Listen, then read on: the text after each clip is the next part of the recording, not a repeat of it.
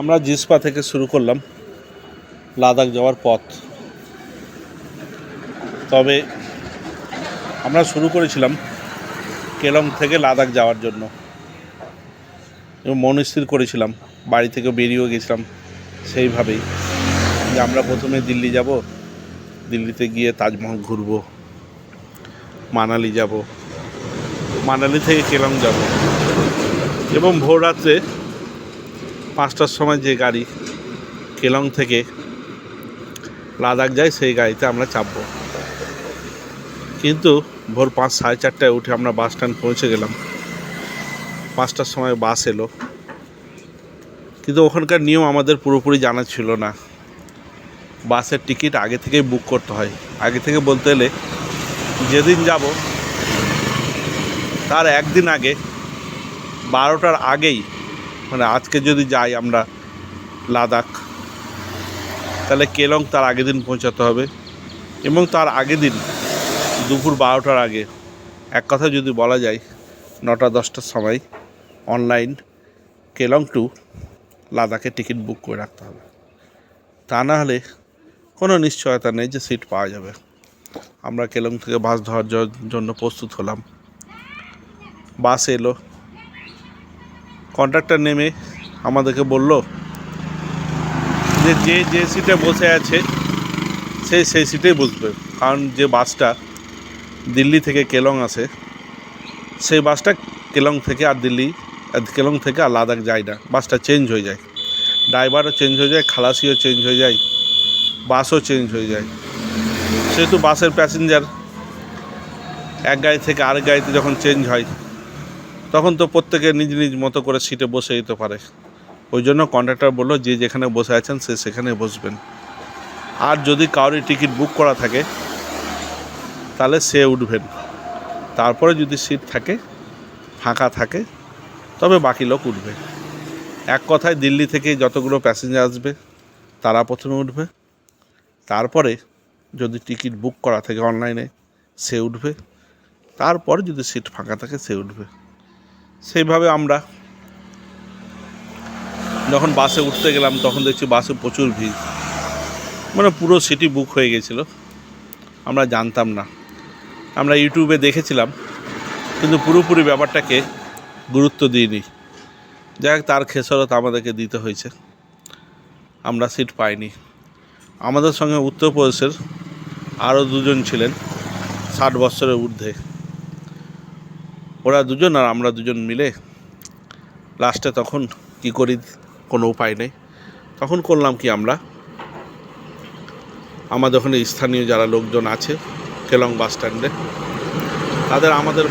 তারা আমাদের বলল যে আপনারা কাজ করেন, মেন রোডে চলে যান, ওখানে গিয়ে অনেক গাড়ি পাবেন, ওখান থেকে আপনারা গাড়ি ধরে ট্যাক্সি হোক বা আরও যেসব গাড়িগুলো আছে সেসব গাড়ি ধরে আপনারা লাদাখ যেতে পারবেন।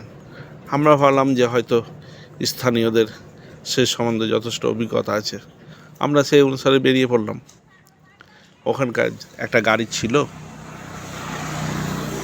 7 সিটের একটা গাড়ি ওই বাস স্ট্যান্ডেই দাঁড়িয়ে ছিল। ওকে বললাম, তো ও 16,000 টাকা দাবি করলো আমাদের কাছে। 4 জন 16,000 টাকা, 4,000 টাকা করে, এমনিতে 1,000 টাকা খরচ হবে, 800 কত টাকা ভাড়া, যাই হোক 1,000 টাকা, সেখানে 4,000 টাকা খরচা হবে। তো আমরা ওই দাদাকে বললাম যে দাদা আপনি এক কাজ করেন, ওই ড্রাইভার দাদাকে বললাম আপনি এক কাজ করেন, আমাদেরকে মেন রোডে ছেড়ে দেন, আমরা ওখান থেকে গাড়ির একটা ব্যবস্থা করব। 200 টাকা দিয়ে ওকে ওর গাড়িতে চেপে আমরা মেন রোডে গেলাম। বেশি দূর না, খুব জোর হতে 2 থেকে 2.5 কিলোমিটার। কিন্তু আমাদের মন প্রস্তুত ছিল না হেঁটে যাওয়ার। হেঁটে গেলে হয়তো আমরা অনেক কিছু দেখতে পেতাম, ভালো লাগতো আমাদের, কিন্তু আমাদের মনটা প্রস্তুত ছিল না। আমরা ওইভাবেই চলে গেলাম, ওর সঙ্গে 200 টাকাতে ভাড়া ঠিক করে আমরা মেন রোডে গেলাম। মেন রোডে গিয়ে আমরা জানতে পারলাম যে লাদাখ থেকে যেসব গাড়িগুলো মানালি আসে প্যাসেঞ্জার নিয়ে, তারা মানালি থেকে কোনো প্যাসেঞ্জার নিয়ে লাদাখ ফেরত যেতে পারবে না। ইউনিয়নের নিয়ম হচ্ছে যে গাড়ি লাদাখ থেকে প্যাসেঞ্জার নিয়ে আসবে সেই গাড়িকে খালি নিয়ে যেতে হবে। ঠিক তেমনই মানালি, মানে হিমাচল প্রদেশের যে গাড়িগুলো প্যাসেঞ্জার নিয়ে লাদাখ যাবে, আসার সময় তাকে আবার খালি নিয়ে আসতে হবে। আমরা তো একটা ভালো ঝামেলায় পড়ে গেলাম। আমরা গাড়ি পেলাম, লাদাখের গাড়ি, জেকে নম্বরের, জম্মু কাশ্মীর নম্বরের। আমাদেরকে তুললো, 1,500 টাকা করে নিয়ে বললো। আমরা চেপে গেলাম, কিন্তু সেই ড্রাইভার দাদা, জম্মু কাশ্মীরের যে ড্রাইভার, মানে লাদাখের যে ড্রাইভার, ওর নম্বরটা পুরনো, ওই জন্য জেকে লেখা আছে। এখন প্রত্যেকটা গাড়ির নম্বর প্লেটে এলে লেখা থাকবে, মানে লাদাখ। আর তো জম্মু কাশ্মীর নেই, এখন তো লাদাখ আলাদা হয়ে গেছে। যাই হোক, আমরা জম্মু কাশ্মীরের গাড়িতে একটা চেপে পড়লাম। তো মাঝ রাস্তাতে আমাদের নিয়ে গিয়ে অনেক ভয় করতে লাগলো যে হয়তো ওকে গাড়িটা আগে কোনো ইউনিয়নের লোক দাঁড়িয়ে আছে, তারা হয়তো দাঁড় করাবে ওকে, ওর গাড়ি চাবি খেয়ে নেবে, কাঁচ ভেঙে দিবে। সেই ভয়ে ও ড্রাইভার দাদা করলো কি, আমাদেরকে নিয়ে গিয়ে জিসপাতে নিয়ে গিয়ে নামিয়ে দিল। জিসপাতে নামিয়ে দিল। তো ওই দাদা আমাদেরকে বললো যে আপনারা যদি কাজ করেন, আপনি একটা এখানে গাড়ি করেন, সেই গাড়িতে করে সারচু বলে যে জায়গাটা আছে, এক কথা হিমাচল বর্ডার, সেই হিমাচল বর্ডার যদি পার করে দেয় তাহলে আপনাদেরকে আবার নিয়ে চলে যাবো। আমরা একটা গাড়ি ঠিক করলাম। সেই গাড়ি 12,000 টাকা চাইছে। 12,000 টাকা, ওই দাদাকে 1,500 করে 6,000 টাকা। তা 12,000 টাকা 6,000 টাকা, 18,000 টাকা। ওরা আরও বিশাল ঝামেলায় পড়ে গেলাম। তারপরে আমরা তখন চাটা খেয়ে একটু নাস্তা করলাম, ব্রেকফাস্ট করলাম। ব্রেকফাস্ট করে হোটেলওয়ালাকেই বললাম যে দাদা আপনি দেখেন না, যদি একটা গাড়ি খুঁজে দেন তো। হোটেলওয়ালা একে ওকে ফোন করলো, ফোন করে একটা গাড়ি আমাদেরকে খুঁজে দিল 12,000 টাকাতে। 4 জন ছিলাম, 12,000 টাকাতে আমাদেরকে একবার লাদাখে পৌঁছে দেবে। আমরা তাতেই রাজি হলাম। 3,000 টাকা করে, 3 4 12,000 টাকা। যাকে 1,000 টাকা করে তো বাঁচবে। ও 16,000 টাকা চেয়েছিল, আর এর তো আবার 18,000 টাকা হয়ে যাচ্ছিলো। 12 6 18, যাই হোক 12,000 টাকাতে যখন আমরা একটা গাড়ি পেয়ে গেলাম, তখন আমরা রাজি হয়ে গেলাম।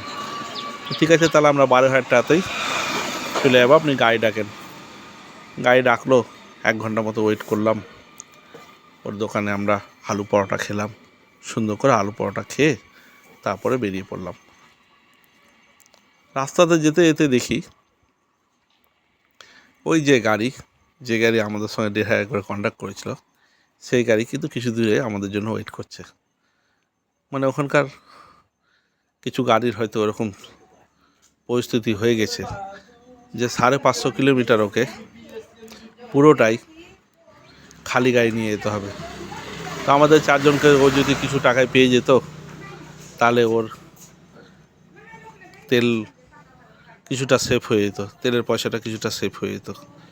সেই হিসাব করে আমাদেরকে, আমার যে গাড়ি ড্রাইভার আছে তার সঙ্গে কন্ট্যাক্ট করলো যে ওকে আমরা যে 4টা প্যাসেঞ্জার আছে সেই 4টা প্যাসেঞ্জার দিয়ে দিই। ওদের মধ্যে কী কথা হলো না হলো আমরা ব্যাপারটা বুঝলাম না। আমাদের যে ড্রাইভার, যেটা 12,000 টাকাতে আমরা গাড়ি ঠিক করেছিলাম, সেই ড্রাইভার আমাদেরকে বলতে লাগলো যে এক কাজ করেন, যে ওই গাড়িটা আছে, ওই গাড়িটাতে আপনারা চেপে যান, আমার যা ভাড়া নির্ধারণ হয়েছে সেই ভাড়ায় আমাকে দিয়ে দেন, আর ওই গাড়িটায় চেপে যাবে। আমার চাইতে ওই গাড়িটা ভালো হবে। কিন্তু না, আমরা যে 12,000 টাকাতে ড্রাইভার ঠিক করেছিলাম, সেই ড্রাইভারটাই ভালো ছিল। যাই হোক, বারবার বলতে লাগলো। তখন দেখলাম যে এতে একটা ভালো সুযোগ পেয়েছি। তখন আমরা করলাম কি, আমরা সেই ড্রাইভারের সাথে, প্রথম যে ড্রাইভারটা ঠিক করেছিলাম 12,000, সেই ড্রাইভারের সাথে যে গাড়িটা ঠিক করেছিলাম, সেই গাড়িওয়ালার সাথে আমরা আমাদের মতো করে বার্গেনিং শুরু করলাম। আমরা বললাম যে হ্যাঁ আমরা যাব, কিন্তু আমাদের কি সুবিধা আছে, আমাদের যদি কোনো সুবিধা থাকে তাহলে আমরা যাব, নাহলে আপনি ঠিক আছেন, আমরা 12,000 টাকাতে ঠিক করেছি, 12,000 টাকাতে চলে যাব। তখন ও ড্রাইভার বললো যে কী সুবিধা নেবেন বলেন। তো বলে আপনার সঙ্গে 12,000 টাকা কন্ট্যাক্ট হয়েছে, এটা যদি 10,000 টাকা হয় তাহলে আমরা একবার চেষ্টা করতে পারি। তাহলে আমাদের গাড়ি চেঞ্জ করার কী দরকার, আমাদের গাড়ি তো বেশ ভালো আছে, খুব সুন্দর গাড়ি আছে। কারণ আপনি দেখতে সুন্দর, ড্রাইভার সুন্দর, ইয়াং, আপনাদের গাড়িতে যাব, বেশি মজা পাবো, ভালো কিছু জানবো। সে তো আমাদের কী দরকার গাড়ি চেঞ্জ করা, আমরা 12তেই আমরা ঠিক আছি। আর যদি গাড়ি চেঞ্জ করতেই হয় তাহলে এক কাজ করেন, 10,000 টাকা দিব, আমরা 4 জন আছি, 2,500 টাকা করে তো 500 টাকা করে বাঁচবে, তাহলে আমরা গাড়ি চেঞ্জ করব। দেখেন, কথা বলে দেখেন। আগে একটা ঝর্ণা পড়বে, যে ঝর্ণার ওখানে গাড়িটা দাঁড়িয়ে আছে, লাদাখের গাড়িটা ও স্নান করে আমাদের জন্য ওয়েট করছে। আমাদের সেই কথাটা ওই লাদাখের ড্রাইভারটাকে বলল, ওদের মধ্যে কিছু একটা আন্ডারস্ট্যান্ডিং হলো, কথাবার্তা হলো, যে তখন আমাদেরকে বললো ঠিক আছে আপনারা তাহলে 10,000 টাকা দিয়েন, আপনি ওর গাড়িতে চেপে যান। তো বললো না আমরা তো এখন চাপবো না, আপনি আমাদেরকে হিমাচল প্রদেশের বর্ডার পার করে দেন। এক কথা সারচু যে জায়গাটা, যেখানে বেশ কিছু হোটেল থাকে, অস্থায়ী হোটেল, বছরে 6 মাস হোটেল থাকে আর 6 মাস বন্ধ থাকে, মানে যখন বরফ থাকে না তখনই ওইখানে হোটেলগুলো চলে। সেই সারচু মানে হিমাচল প্রদেশের বর্ডার আপনি পার করে দেন, তারপরে আমরা ওখানে গিয়ে গাড়িটা চেঞ্জ করব। তার আগে আমরা গাড়ি চেঞ্জ করবো না। তো যাই হোক, প্রথম দিকে মানছিল না, আমরা না তাহলে আমরা যে গাড়িতে আছি সেই গাড়িতেই থাকবো, সেই গাড়িতেই যাবো। তো দেখলো ব্যাপার খারাপ, আমরা তো রাজি হচ্ছে না, কারণ আমরা ব্যাপারটা বুঝে নিয়েছিলাম। কারণ ওখানে হিমাচল প্রদেশ এবং লাদাখের ইউনিয়নের মধ্যে একটা বিশাল রেসারেসি চলছে। লাদাখের যে গাড়ি প্যাসেঞ্জার নিয়ে আসে সেই গাড়িকে আর প্যাসেঞ্জার সমেত মানালি থেকে আর ফেরত পাঠানো হয় না। এক কথায় লাদাখ থেকে যে গাড়ি প্যাসেঞ্জার নিয়ে আসে সেই গাড়িকে মানালি থেকে খারিজ যেতে হয়। যাই হোক, আমরা সারচুতে গেলাম। সারচুতে গিয়ে ওখানকার যে হোটেল আছে সেই হোটেলে খাওয়া দাওয়া করলাম। যে ড্রাইভার আমাদেরকে নিয়ে গেছিলো সেই ড্রাইভারকেও খাওয়ালাম। তারপরে আমরা নতুন গাড়ি লাদাখের গাড়িতে চেপে বসলাম। পরে লাদাখের যে গাড়িটা সেই গাড়িকে বালাকে জিজ্ঞেস করলাম যে আপনাকে কত টাকা দিল। না সরি, আমি ভুল বলছি। অ্যাকচুয়ালি টাকাটা যখন পেমেন্ট করতে গেলাম তখন প্রথম যে গাড়িটার সঙ্গে কন্ট্যাক্ট হয়েছিল আমাদের 12,000 টাকা, সেই গাড়িওয়ালা আমাদের কাছ থেকে 7,000 টাকা নিয়ে নিল। আর বাকি 3,000 টাকা বললো আপনারা যখন লাদাখ নামবেন তখন ওনাকে দিয়ে দেবেন। আমরা ব্যাপারটা বুঝলাম যে প্রথম গাড়িওয়ালাই পুরো 7,000 টাকা নিয়ে এলো। সেই যাত্রাটা মানে সেই পথটা খুব বেশি ছিল না, খুব জোর হলে 150 কিলোমিটার।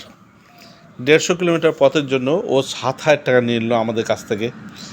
আর পরবর্তী যে গাড়িটা আমাদেরকে দিল সেই গাড়িটা 3,000 টাকা নিল। পরে আমরা বুঝতে পারলাম ব্যাপারটা যে 350 কিলোমিটার আমাদের 4 জনকে সেই লাদাখের যে গাড়ির ড্রাইভার সে নিয়ে গেল মাত্র 3,000 টাকাতে। হ্যাঁ, একদিক দিয়ে যদি দেখা যায় তো 3,000 টাকা কিছুই না, আবার আরেক দিক দিয়ে দেখা যায় তো 3,000 টাকা তার এক্সট্রা ইনকাম। কারণ তাকে তো খালি গাড়ি নিয়ে যেতে হতো, খালি গাড়ি না নিয়ে গিয়ে ও সঙ্গীও পেল, আর যে 3,000 টাকাটা বাঁচলো সেটা পরিবারের কিছুটা কাজে লাগবে, তেলটা ওর সেভ হয়ে যাবে। 3,000 টাকা তেল অনেকটাই তেল। যাক, এইভাবেই আমরা লাদাখের পথ অতিক্রম করলাম। লাদাখের রাস্তা দেখতে খুবই সুন্দর। আমি বলবো লাদাখ যেতে গেলে অন্তত 4 জন যাতে থাকে, তাহলে হবে কি যে কোনো গাড়িতেই যাওয়া যাবে। বড় গাড়ি হলে তো ভালো, ছোট গাড়িতেও যাওয়া যাবে। আর 4 জন না হলে বিশাল বিপদের কিছু নাই, সব কিছু জেনে শুনে যদি যাওয়া যায়, রীতিমতো বাসের টিকিট বুক করে যদি যাওয়া যায় তাহলে কোনো বিপদই নাই। আমার এই ভিডিওর মাধ্যমে আমি আমার লাদাখ যাওয়ার যে এক্সপিরিয়েন্স সেটা প্রকাশ করলাম। প্রত্যেকেই বলবো আমার কথা মতো এগাতে, যাতে আমরা যেমন 2 জন বেনারসবাসী পেয়ে গেছিলাম, উত্তরপ্রদেশবাসী, আপনারা নাও পেতে পারেন, তখন একটা ভালো ধরনের বিপদে পড়বেন। কারণ লাদাখ যেতে ভালো টাকায় খরচা হয় যদি আপনারা পরিকল্পনা মাফিক না যান। কারণ ওখানে গাড়ি, এক কথায় বাসের যদি টিকিট না পান, সিট যদি না পান, তাহলে আপনাদেরকে বড় গাড়ি করতে হবে। আর বড় গাড়ি করলে ছোটো গাড়ি করতে হবে। আর ছোটো গাড়ি করলেই বুঝতে পারছেন 12,000-এর নিচে কোনো গাড়ি পাবেন না আপনারা। তাই প্রত্যেকে বলবো লাদাখ যেতে গেলে 4 জন মিলে যাবেন। আর না হলে আগে থেকে